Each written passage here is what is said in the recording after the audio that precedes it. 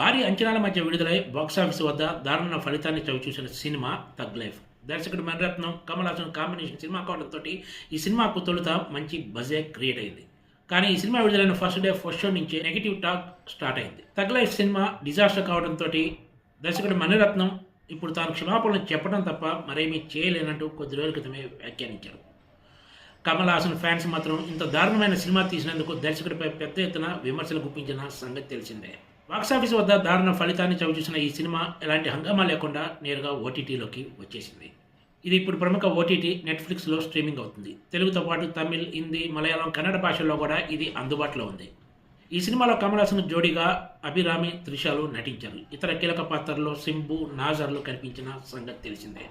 Box office దగ్గర డిజాస్టర్గా నిలిచిన ఈ మూవీ మరి ఓటీటీలో ఎలాంటి ఫలితాన్ని సాధిస్తుందో వేచి చూడాల్సిందే. గ్యాంగ్ వార్లతో తెరకెక్కిన ఈ సినిమా ప్రేక్షకులను ఆకట్టుకోవడంలో విఫలమైంది. భారతీయుడు 2 తర్వాత ఇప్పుడు థగ్ లైఫ్ కూడా కమల్ హాసన్కు భారీ నిరాశనే మిగిల్చింది.